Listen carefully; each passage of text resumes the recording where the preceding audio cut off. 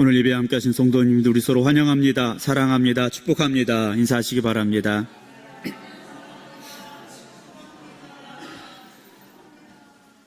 오늘 예배 함께 하신 우리 모든 성도 여러분들 주님의 이름으로 환영하며 축복합니다. 할렐루야.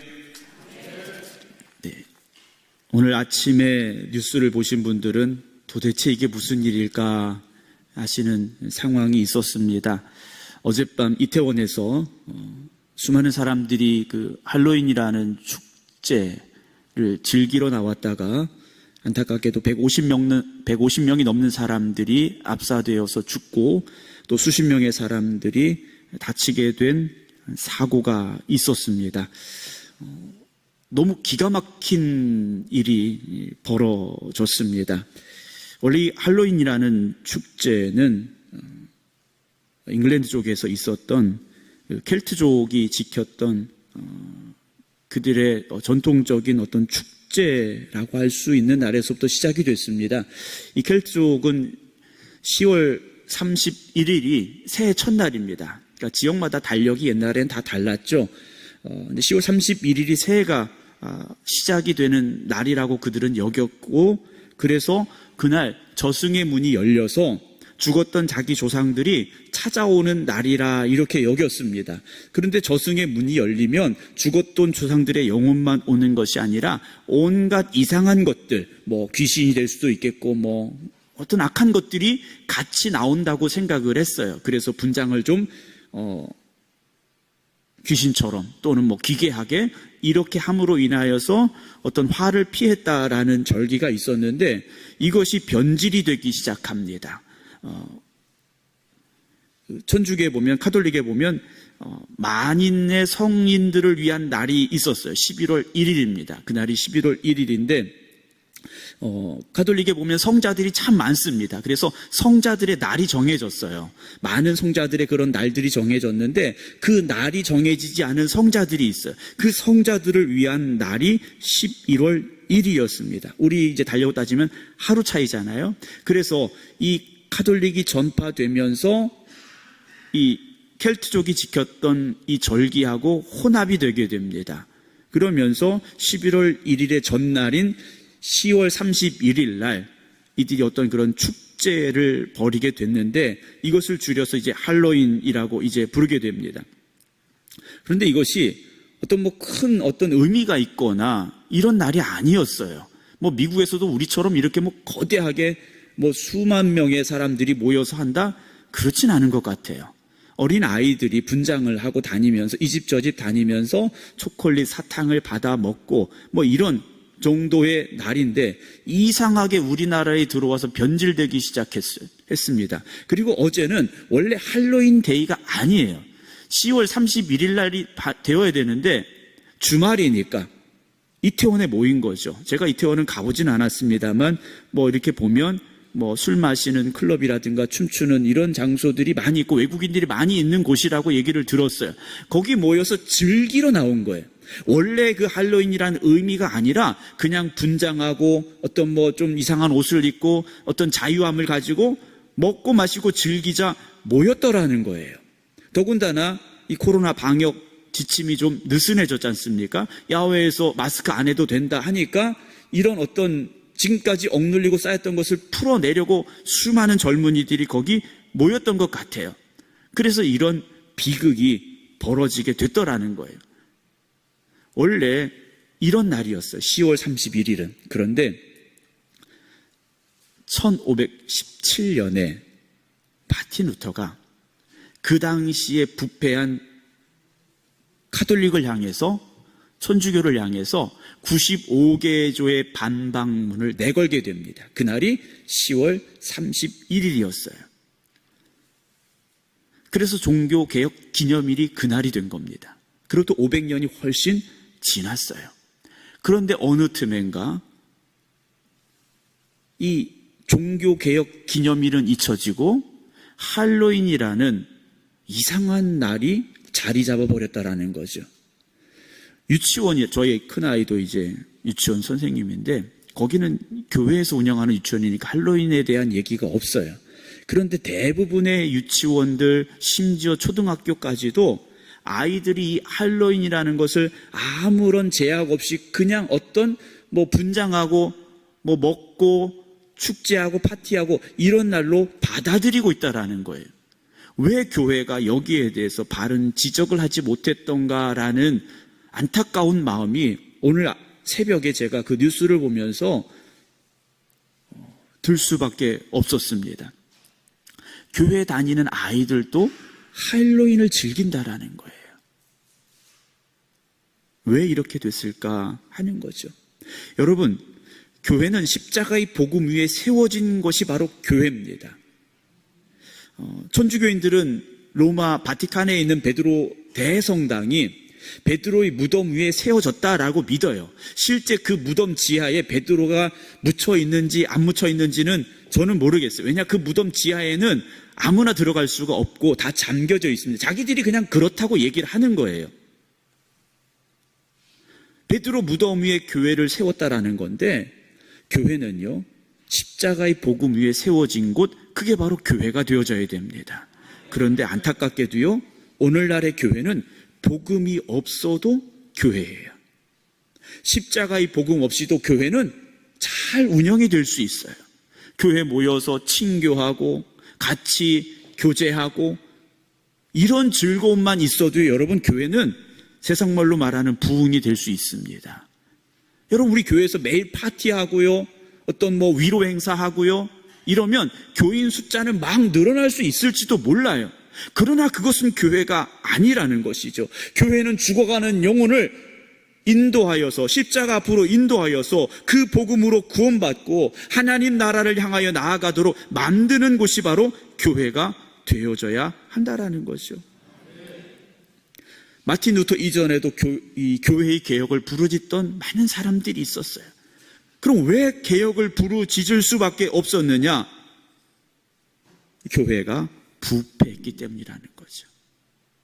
세상보다 교회가 더 부패했기 때문에 종교 개혁을 부르짖을 수밖에 없었더라는 게, 교회가 권력을 가지게 되고 부유함을 누리게 되고 이곳에 부패한 일들이 너무 많아지게 됐더라는 거예요. 대표적인 예가, 화면 바꿔줄까요? 면죄부라는 게 있었어요. 여러분, 죄는 십자가의 보혈로 하나님 앞에서 사함받는 게 우리의 죄지 않습니까? 그런데 중세시대에 어떤 일이 벌어졌느냐? 교회가 돈이 필요해요. 어떤 성당을 크게 지어야 돼요. 돈이 필요한 상황이 됐습니다. 그럼 어떻게 해야 되느냐? 헌금을 해야 되는데 어렵고 힘든데 어떻게 헌금을 많이 할 수 있습니까? 그래서 이들이 면죄부라는 것을 만들어서 팔기 시작합니다. 죄를 사함받는다라는 거예요. 심지어는 죽은 사람을 위해서도 면죄부를 팔았어요. 레오 10세라는 사람이 이것을 고안해냈고요. 이것을 팔기 시작하는데, 그 내용을 보면 지금 화면은 무슨 말인지 잘 알 수가 없잖아요. 이걸 좀 번역을 해서 간단하게 정리를 한 것이 다음 화면인데, 모든 성인들의 이름과 그대에 대한 연민으로 나는 그대의 모든 죄와 악행을 사면합니다. 요하나 스테젤이라는 신부가 이걸 썼어요. 그럼 이 사람만 했느냐? 아니에요. 모든 신부들이 이걸 써서 팔았어요. 그러면서 이런 대화가 오고 갑니다. 신부님, 저는 너무 큰 죄인입니다. 제가 어떻게 하면 무서운 지옥의 형벌을 피할 수 있겠습니까? 라고 고백을 해요. 그때 신부가 말하죠. 형제요, 지금 당장 면죄부를 사야 됩니다. 그것만이 당신이 지옥에 가지 않는 유일한 방법입니다. 그래요. 그럼 물어보겠죠. 그 면죄부 얼마입니까? 이렇게 물어보겠죠. 그럼 뭐라고 대답을 하느냐? 많을수록 좋습니다. 주님께서는 당신의 정성을 보십니다. 라는 대화가 오고 갔다라는 거예요. 저는 물론 오늘 가톨릭을, 천주교회를 공격하고자 하는 말이 아닙니다. 그 당시 중세시대의 교회가 얼마나 부패했는가 단적으로 보여주고 있다는 거죠. 그렇게 면죄부를 팔았어요. 교회에 엄청난 돈이 들어오게 됩니다. 여러분 한번 생각해 보세요. 오늘 여러분들, 저나 여러분, 우리 모두가 다 죄인이지 않습니까? 죄인인데 그 죄를 용서받기 위해서 면죄부를 사면 죄가 다 없어진대요. 그러면 우리 마음이 어떻겠습니까? 우리도 당장 사야 될 것만 같아요. 그런데 이 돈들을 모아서 뭘 했느냐? 성직자들의 배를 불리기 시작합니다. 교회가 땅을 사고 건물을 사고 심지어 한 나라의 한 3분의 1 정도, 영국 같은 경우는 한 3분의 1 정도의 땅을 교회가 차지하게 되는 일들이 벌어졌어요. 그러면서 건축물을 막 짓기 시작하는데, 그 다음 한번 보여줄까요? 이것은 로마 바티칸에 있는 베드로 대성당입니다. 이 성당이 얼마나 크냐면 앞에 사람들이 있잖아요. 그리고 그 뒤에 건물이 있는데 그 앞에 사람들이 서 있는데 안 보일 정도예요. 저도 여기 다녀왔는데 얼마나 화려한지 모릅니다. 화면 바꿔줄까요? 그 내부의 모습이에요. 한눈에 들어오지 않습니다. 다음 화면도 보여줄까요? 엄청나게 화려해요. 지금 화면으로 봐서 그렇죠. 여러분들 그 안에 들어가면 압도당합니다. 압도당하게 만들었어요. 그 다음 화면 볼까요? 화려하고요. 금장식이 돼 있고요. 수많은 조각품과 그림들이 가득한 곳이에요. 면죄부를 팔아서 이 성전을 지었다라는 거죠. 물론 그렇게 지어서 지금 이렇게 우리가 볼 수 있어서 다행이다 생각할 수도 있겠습니다만, 거기 가서 사람들이 그 화려함에만 놀라요. 와 해요. 그런데 그 돌 하나하나가 그런 부패함의 결과라는 것을 볼 때 그 성전이 하나님 보시기에 기뻐하실 성전일까라는 두려움이 들어오게 됩니다. 오늘 이 성전도 하나님 보시기에 기뻐하시는 성전이 되어져야 됩니다. 우리가 세상의 기준을 가지고 세상의 것들을 가지고 이 성전을 꾸미고 만들어간다, 하나님이 기뻐하시지 않아요. 500여 년 전에 마틴 루터는 그 교회가 하나님 앞에 바로 서기를 원했어요. 그래서 외쳤던 것이 무엇이냐? 솔라 스크립투라, 오직 성경이라고 외쳤어요. 다른 게 아니라는 거예요. 오직 성경, 하나님의 말씀 앞에 바로 서야 된다는 거죠. 교회가 하나님의 말씀에서 떠났다라는 겁니다. 하나님의 말씀과 상관없이 교회가 지금까지 이렇게 왔다라는 거예요. 교회가 썩어졌고 부패했고 교회가 교회의 사명을 감당하지 못했다라는 겁니다. 그러면 그때부터 500년이 지났습니다. 종교 개혁을 외치고도 500년이 훨씬 지났어요. 그럼 오늘의 교회는 어떻게 됐는가? 오늘의 교회도 역시 다시 변화되어야 될 때가 되고 말았다라는 것이죠. 세상에 수많은 교회들이 있지만 정말 하나님 보시기에 기뻐하실 교회들이 얼마나 있을까? 멀리 보지 않더라도 우리 교회는 하나님 보시기에 기뻐하실 교회일까? 라는 생각이 듭니다. 내일 10월 31일은 마틴 루터가 목숨 걸고 교회의 개혁을 외쳤던 날이에요. 중세 카톨릭은요, 성경책을 사제들만 가지고 있었어요. 그것도 라틴어로 쓰여진 평민들은 읽을 수도 없는 성경책이었어요. 그런데 종교개혁을 하던 이들이 어떻게 하느냐? 성경을 번역합니다. 그들의 말로 번역해서 이걸 사람들에게 나눠주기 시작해요. 그 당시에 성경을 쓴다라는 것은 요즘처럼 인쇄술이 발달한 시대가 아닙니다.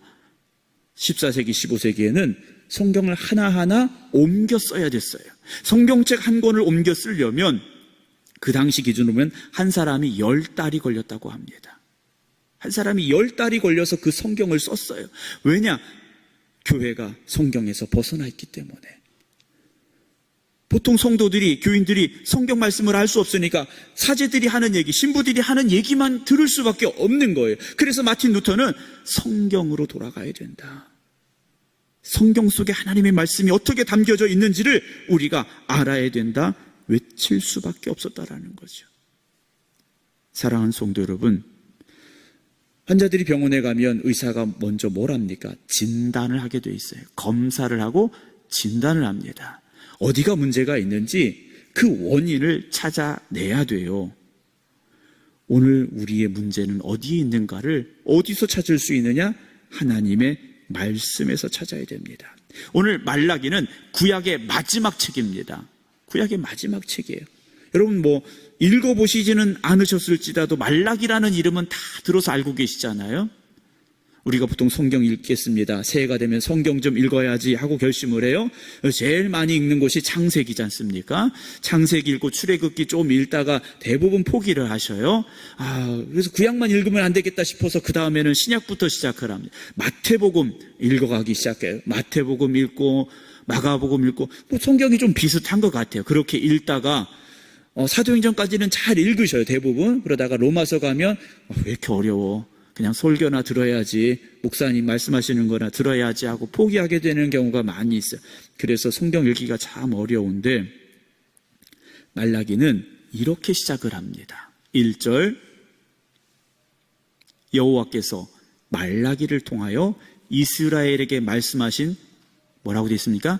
경고라고 되어 있어요. 경고라고 되어 있습니다. 차 운전을 이렇게 할 때 보면 내비게이션을 켜놓고 이제 운전을 주로 하게 되는데 내비게이션이 정말 좋아요. 길도 알려주죠. 그리고 더 좋은 게 뭐냐면 제가 과속을 조금 합니다. 이제 죄 짓고 사는데 과속을 조금 하는데 그 과속 단속 카메라가 어디 있는지 알려줘요. 그래서 보통 뭐 600m 앞에, 500m 앞에, 300m 앞에 과속 카메라가 있다고 알려줘요. 그러면 속도를 줄여야 됩니다. 여기는 80km가 제한 속도입니다. 80으로 줄여야 돼. 그런데 아니야, 난 달리고 싶어. 그러면 얘가 어떻게 하느냐? 난리가 나요. 땡땡땡땡 거리기 시작합니다. 빨리 속도 줄이라고. 빨리 속도 줄이라고 경고를 알려줘요. 근데 그거 무시하고 달리면 어떻게 되겠습니까? 세금 많이 내야 되죠. 네. 세금뿐만이 아니라 사고 날 수 있고 위험할 수 있어요. 여러분, 오늘 말라기는 하나님께서 우리에게 주신 뭐라고요? 경고입니다. 경고는 한 귀로 듣고 한 귀로 흘려서는 안 되는 거예요. 그럼 말라기만 그러냐? 성경 말씀 전부가 우리에게 주신 경고입니다. 하나님이 우리에게 보여주시는 길이에요. 그 길로만 가야 된다라는 겁니다.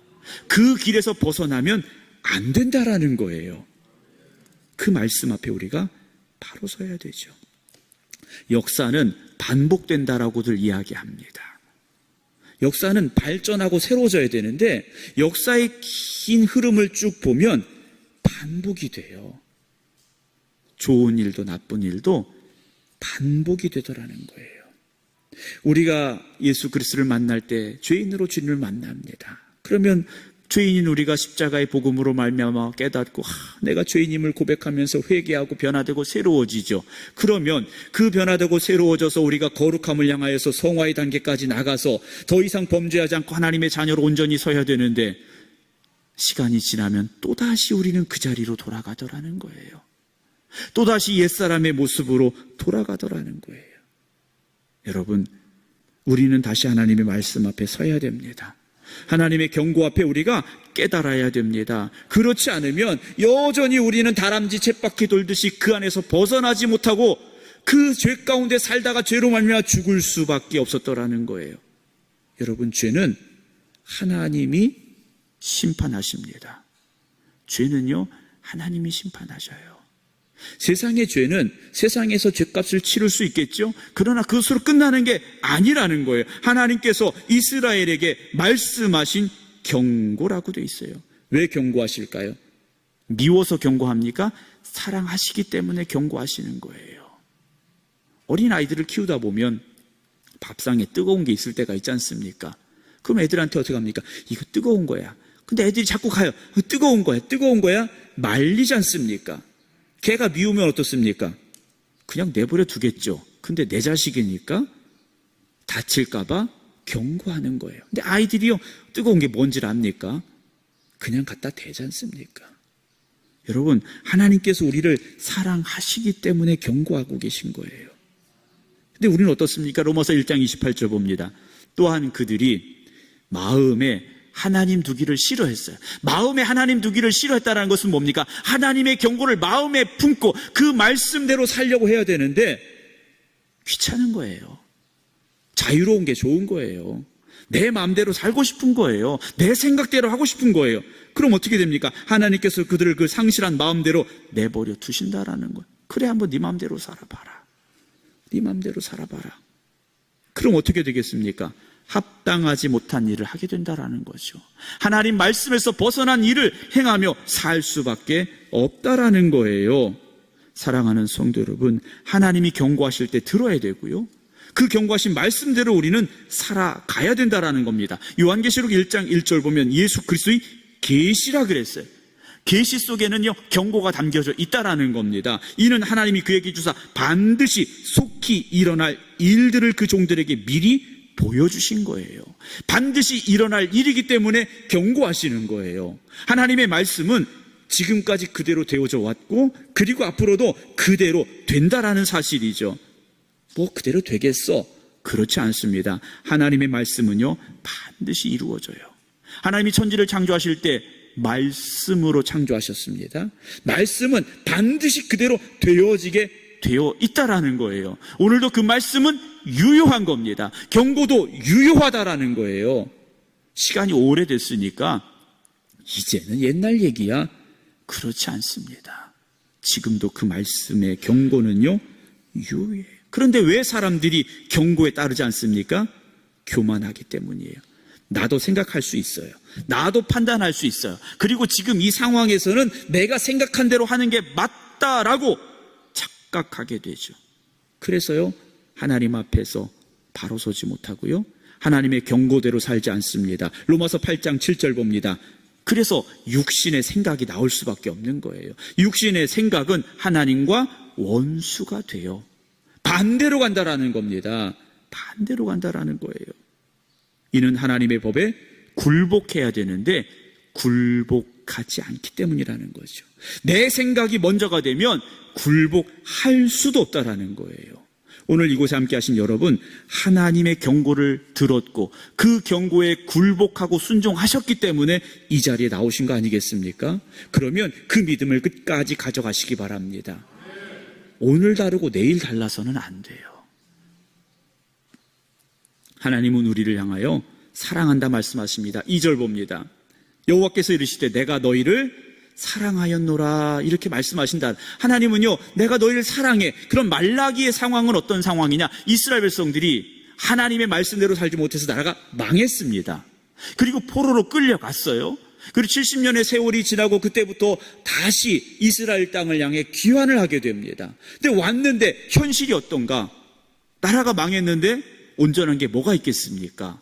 좋은 거 다 뺏겼죠. 성은 파괴되고 성전도 부서지고 먹고 살기 힘들고 이런 현실이 놓여져 있는 거예요. 그래서 이들은요, 하나님 우리 사랑하지 않는다라고 생각하는 거예요. 근데 하나님 분명히 말씀하십니다. 내가 너희를 사랑하였노라. 여러분, 여러분들의 현실이 지금 힘들고 어렵다 할지라도, 때로는 질병으로 고통당하고 있다 할지라도, 때로는 사업이 어렵다 할지라도, 감당할 수 없는 고난이 왔다 할지라도 하나님이 여러분들을 사랑하신다는 그 사실은 변함이 없다라는 것을 의심하지 마시기 바랍니다. 내가 어려움에 처했다고 하나님 날 미워하시는 게 아니에요. 내가 환난을 만났다고 하나님이 나를 버리신 게 아니라는 거예요. 하나님 끝까지 우리를 사랑하십니다. 그런데 이스라엘 백성들이 이렇게 말해요. 주께서 어떻게 우리를 사랑하고 계십니까? 하나님 우리를 사랑하신다고 하시는데 우리 현실을 보세요. 이게 사랑입니까? 라고 하나님 앞에 묻고 있는 거예요. 우리도 마찬가지죠.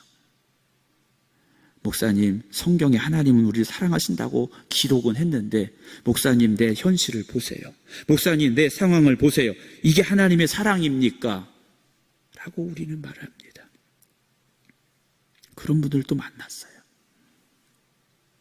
하나님의 사랑을 의심하는 사람은요, 세상에서 가장 불행한 사람이 될 수밖에 없습니다. 아무리 절망과 환난 속에 있다 할지라도 하나님의 사랑을 확신하는 사람은요, 소망을 가질 수가 있어요. 다시 일어설 수 있습니다. 그런데 하나님의 사랑을 의심하는 사람은요, 더 깊은 나락에 빠질 수밖에 없어요.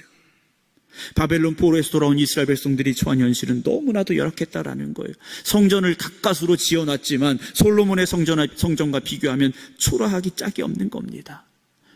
하나님께서 그들을 다시 이끄셔서 고향으로 돌아와서 형편이 좋아질 거라 생각했는데 그렇지 않았어요. 계속된 어려움과 환난이 그들에게 찾아왔더라는 거예요.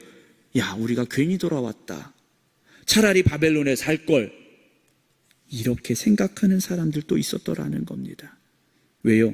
세상의 맛을 본 거예요. 세상의 맛을 봐버린 겁니다. 여러분, 세상이 아무리 좋아 보여도요, 여러분 세상의 유혹에 빠지지 마셔야 됩니다. 세상의 화려함에 유혹되지 말아야 됩니다. 아브라함과 조카 롯이요, 하나님의 축복을 받았어요. 두 사람이 같이 한 곳에 살기 어려웠어요. 아브라함이 조카 롯에게 말합니다. 야, 이제 우리 갈라서야 되겠어. 네가 보기에 좋은 땅을 선택해라 그랬어요. 조카 롯이요, 여기저기 둘러봤어요. 어디를 선택합니까? 소돔과 고모라 땅을 향해 나아갑니다. 사람들이 모여있고 화려한 도시였고 뭔가 될 것 같고, 그러나 그곳은 결국 멸망의 땅이 될 수밖에 없었어요. 하나님 말씀하시지 않습니까? 2절을 다시 볼까요? 나 여호와가 말하노라, 에서는 야곱의 형이 아니냐. 장자 에서였어요. 그런데 하나님께서요, 누구를 사랑하셨다고 말씀하십니까? 야곱을 사랑했다 말씀하셔요. 3절입니다. 에서는 하나님이 미워하셨다 그랬어요. 그의 산들을 황폐하게 하였고 그의 산업을 광야의 이리들에게 넘겨주었다. 하나님께서 말씀을 하십니다. 하나님은요, 야곱을 사랑하시기로 이미 결정하셨어요. 그리고 그 야곱을 향한 사랑을 이스라엘 백성들을 향하여 계속해서 주고 계셨더라는 거예요. 지금까지 지내온 것 하나님의 은혜지 않습니까? 오늘 찬양대에 고백이 있었는데요, 여러분 지금까지 지내온 거 하나님의 은혜입니다. 힘들 때도 있었고 어려울 때도 있으셨겠지만 여러분 여기까지 온 건 다 하나님의 은혜예요. 그러면 지금까지 하나님의 은혜로 살아왔다면 앞으로도 하나님의 은혜로 살아갈 수 있음을 믿으시기 바랍니다. 어떻게 살아야 될까요? 신명기 4장 9절 봅니다. 오직 너희는 스스로 삼가며 네 마음을 힘써 지켜라 그랬어요. 여러분, 여러분들의 마음을 힘써 지켜야 됩니다. 내 마음을 내가 지키지 못하면 우리의 마음은요, 세상에 뺏길 수밖에 없어요. 하나님 사랑이 아니라 세상이 그 마음을 뺏길 수밖에 없어요. 그리고 어떻게 됩니까? 네가 눈으로 본 그 일을 잊어버리지 말아라 그래요. 지금까지 살아오면서 여러분들이 깨닫고 체험하고 누렸던 하나님의 은혜를 잊어버리지 말아야 됩니다. 은혜를 잊어버리는 순간 우리의 마음은 무너질 수밖에 없어요. 또 네가 생존하는 날 동안에 그 일들이 네 마음에서 떠나지 않도록 조심하라 그래요.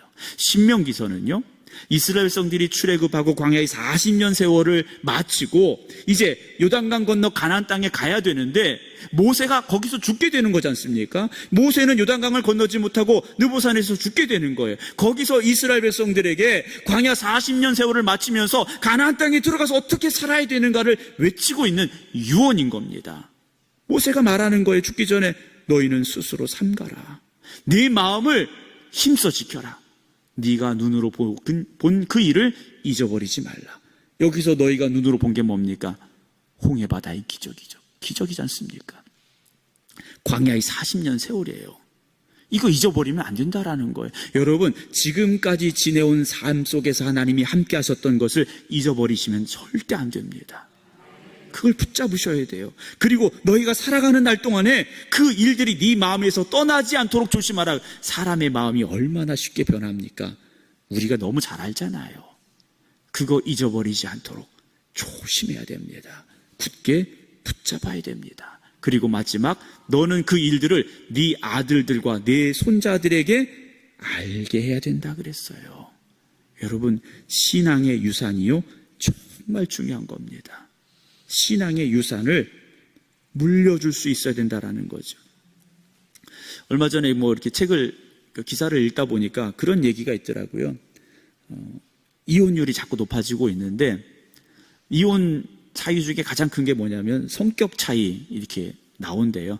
갖다 붙이기 어려우니까 성격 차이 이렇게 이야기를 하는데, 그러면서 예로 든 것 중에 제일 첫 번째 나오는 게 뭐냐면 치약 이혼이라는 게 있습니다. 이게 뭐냐면 양치를 하면 치약을 짜야 되잖아요. 치약을 짜야 되는데 어떤 사람은 밑에서부터 잘 짜가지고 이렇게 쓰는데 어떤 사람은 중간을 꾹 눌러서 짜는 사람이 있지 않습니까? 근데 둘 다 똑같으면 아무런 문제가 없어요. 근데 한 사람은 밑에서부터 짜고 한 사람은 중간에 짜면 누가 더 속상하겠습니까? 밑에서부터 잘 짜던 사람이 속상할 수밖에 없어요. 중간에 짜는 사람은 아무 때나 그냥 짜니까 상관없는데 밑에서부터 치약을 짜던 사람은요, 양치질 할 때마다 짜증나는 거예요. 이걸 밑에서부터 잘 짜서 써야 되는데 꾹 눌러놓고 그러면 별로 안 좋잖아요. 근데 그게 이혼 사유가 되더라는 거예요. 왜 그럴까요? 사랑이 식어졌기 때문입니다. 사랑이 식어졌기 때문에. 사랑이 있을 때는요, 모든 게 다 용납이 돼요. 사랑할 때는요, 모든 게 다 이해가 됩니다. 이제 다 사랑이 식으셨나요? 네. 막 짜증나나요? 사랑이 있을 때는요, 다 이해가 되고 용납이 돼요.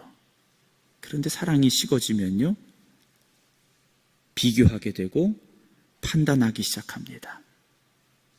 우리가 하나님을 향한 사랑이 식어지면 세상이 좋아지기 시작합니다. 하나님에 대한 사랑이 식어지면 세상을 좋아할 수밖에 없습니다. 중세교회가 왜 타락했을까? 하나님에 대한 사랑이 아니라 세상을 향한 사랑이 더 커졌기 때문입니다. 초대교회 성도들은요, 하나님을 향한 사랑이 너무 뜨거웠어요. 그래서 순교당하는 게 기쁨이었어요. 세상의 것이 중요하지 않았어요. 자신의 목숨도 중요하지 않았어요. 내가 죽어 하나님 나라 갈 건데 사자밥이 된다고? 그래, 나는 사자에게 물려 죽을 거야. 나를 불 속에 던진다고? 그래, 나는 타 죽을 거야. 내 가죽을 벗긴다고? 그래, 그렇게 해. 끓는 기름 속에 던진다고? 그래, 그렇게 해. 나를 목을 베어 죽인다고? 그래, 그렇게 해. 나를 십자가에서 죽인다고? 그래, 그렇게 해. 난 하나님 사랑하니까 이랬어요. 그런데 100년, 200년 지나면서 그 사랑은 식어지고 교회는 건물만 남고 조직만 남고 세상을 향한 사랑이 하나님을 향한 사랑으로, 하나님을 향한 사랑이 세상을 향한 사랑으로 변질되기 시작합니다. 오늘 이 시대의 교회도 그런 전철을 밟아서는 안 됩니다. 하나님을 향한 사랑이 식어져서는 안 됩니다. 저와 여러분들이 하나님을 뜨겁게 사랑하는 그 신앙을 회복할 수 있기를 주님의 이름으로 축원합니다. 요한계시록 2장 5절에 보면요, 어디서 떨어졌는지 생각하고 회개하여 처음 행위를 가져라 그랬어요. 그 처음 행위가 무엇입니까? 사랑입니다. 하나님 사랑입니다. 여러분, 어떻게 교회가 개혁이 되어야 되고 어떻게 변화되어야 될까? 답은 하나입니다. 하나님을 사랑하시기 바랍니다. 하나님을 사랑하면 나머지는 다 바뀌게 돼 있어요.